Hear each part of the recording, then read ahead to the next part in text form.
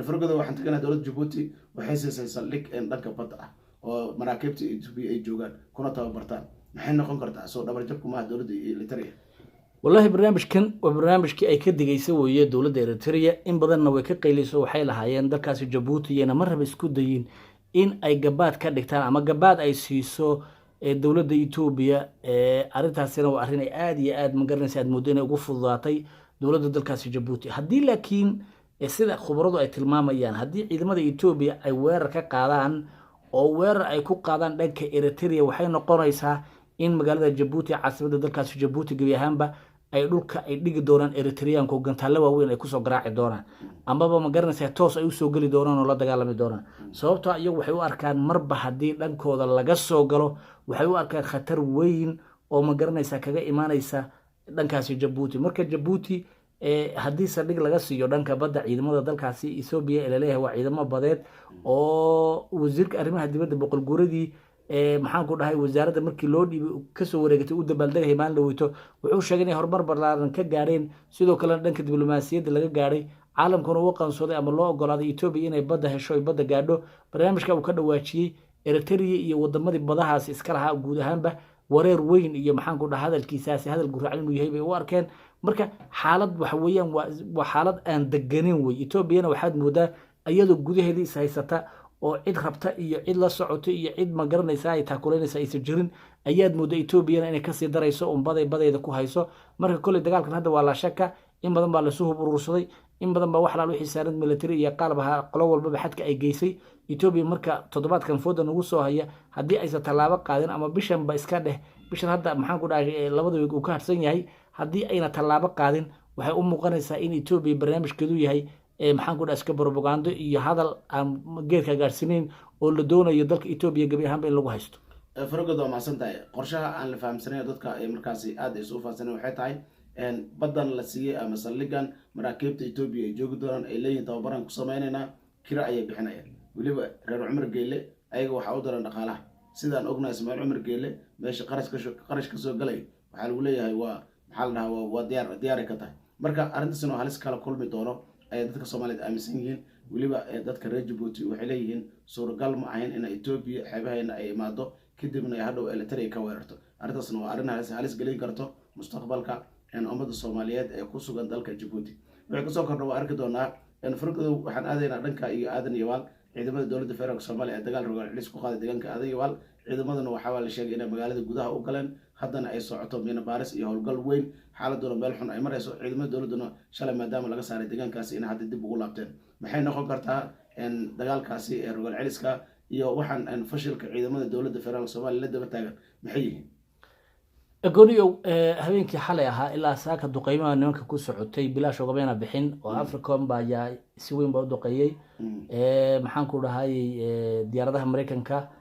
أيا سوين ودقي ساكن عيد مدى حوق دلك الصوماليات أيا لفتقود دقالها كقيب قاتي أو سوين ودقي كدبنا مقالة وكهولين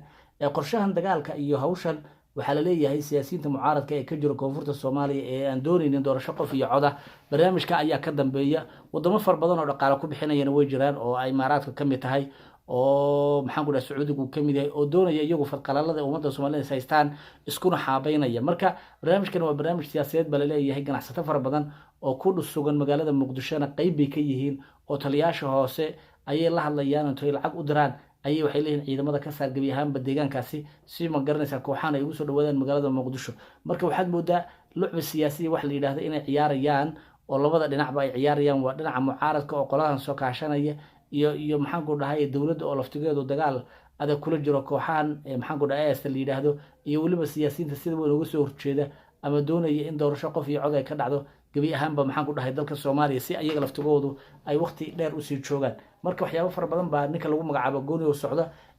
laakiin waxaan hadda ku confirm gareynayaa in xoogagii gabi ahaanba laga saaray maxaan ku dhahay magaalada aadan yabaal ee maalintii shalay dagaalka culus uu ka dhacay dhanka kale waxaa jira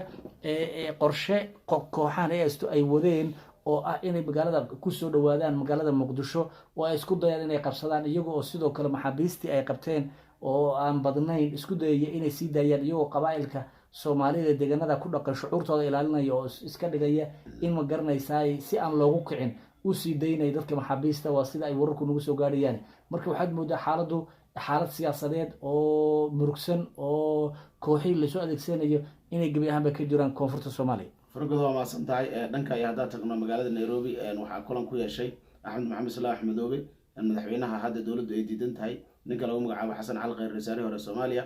Sheekh Shariif Sheekh Axmed, iyo weliba siyaasiyiin kale oo markaasi mucaarada oo ka mid yahay Sayid Cabdullaahi Deni iyo rag kaloo fara badan ayaa kulan ku yeeshaa la yiri magaalada Nairobi. weliba waxay kaga hadlayaan siyaasadda Soomaaliya iyo qaabka wax noqon karaan. Xasan Sheekh waxa qof iyo codka u diyaarinayo arrimahaas ayay ka hadlayaan. marka maxay kula tahay mucaaradkaasi inay soo gudbi karaan ama inay markaasi maxay ka sameyn karaan siyaasadda Soomaaliya?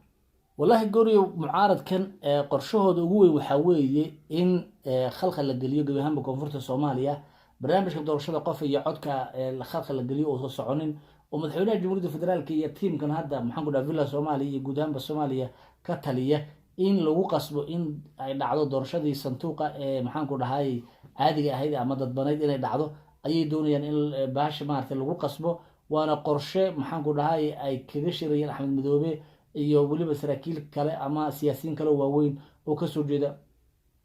aan ilaahay koonfurta Soomaaliya. marka dadaalkoodu waxa weeyaan inay ay hadda maadaama hal sano ay u harsan tahay inay halkaas dadaalkoodu ay aad iyo aad u silba jibaaraan oo ay mustaqbalka ma garanaysaa salka dhulka ugu dhuftaan way qaabka u doonayaan madaxweynaha. marka kooxahan hadda socda iyo barnaamijkan qayb ay ka yihiin oo lacag fara badan baa lagu bixinayo dawlado fara badan baa soo dhaxmaraya. marka waxa weeyaan ummadda Soomaaliyeed waxaad boodaa jugjug meesha joog inay ma garanaysaa siyaasiyiinta Soomaaliyeed ay wali ku hayaan oo nin walba ma garanaysaa kursiga inuu sii joogo uu hunguriyeynayo laakiin aan loo dareenin gudaha ummadda Soomaaliyeed iyo sidii mustaqbalkooda ay ku gaari lahaayeen. fargood waa mahadsan tahay. siyaasiyiinta Soomaaliyeed arrinteeda waxa way halis noqotay. dadku inta badan waxay leeyihiin siyaasiyiintu waxay wax ka dhex raadinayaan dagaalka iyo dowladda u dhaxeeyo shabaab ayay markaas ka dhiganayaan wado ayagoo markaas taageero u muujinayo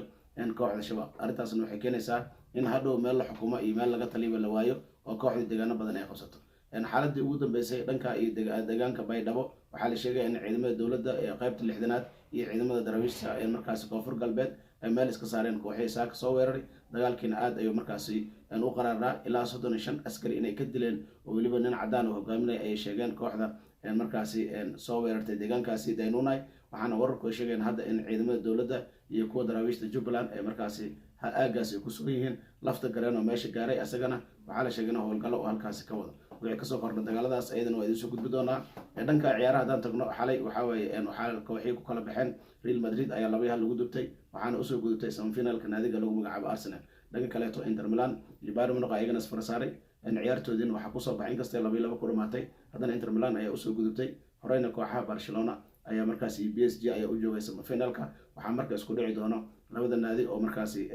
Barcelona iyo Inter Milan. dhankan waxaa isku dhici doona Arsenal iyo PSG. dadku waxay leeyihiin sanadka Arsenal oo markaasi Champions League ay qaadi lahayd mase dadka qaarna waxay leeyihiin maya Barcelona iyo Inter Milan kii soo baxo ayaa qaadi doona Champions League. qolo kalena waxay leedahay maya PSG ayaa sanadkeedii tahay. marka xogta ciyaaraha mar walba insha Allah qaybaha dambe warka dhamaadkiisa dambe ama qaybaha dambe aan iskugu soo gudbi doonaa. waxa way caawan waxa ciyaari doona Manchester United oo ciyaari doonta Europa League ayadoo gurigeeda ku ciyaarayso lugtoorna ay kusoo dhamaatay 2-2. haddana waxaa leeyahay maanta Manchester ma awoodaa inay Olympic Lyon ay ka saarto oo dalka Faransiis ka socoto inay ka saarto markaasi Europa League. haddii Manchester United ay ku guuleysato Europa League oo hadda iyo caawa ay soo baxdo waxay noqon doontaa inay Champions League si toos u aado sida markaas sharciga markaasi FIFA oo dhigayo oo la doonayo markaasi sharciga UEFA oo dhigayo oo markaasi la doonayo marka ay naadigaas ku soo baxaan sidaasi. waxay kasoo kordhay ciyaarahan halkaan ku soo gudbi doonaa barnaamij sheergareey meel Gaarsiiyo. dhanka kale dagaalkii ugu dambeeyay ee ka socday deegaanadaasi SSC Qaatumo wax xoogaysan sida la sheegayo deegaano horle ayuu ku fidayaa.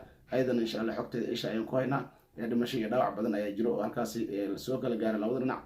xogtii ugu dambeysana mar walba halkan ay ka daawo doontaan barnaamij sheergareey meel Gaarsiiyo. inta barnaamijkan barnaamij lagu kulmi doono xadilaanahay fi amaanillah.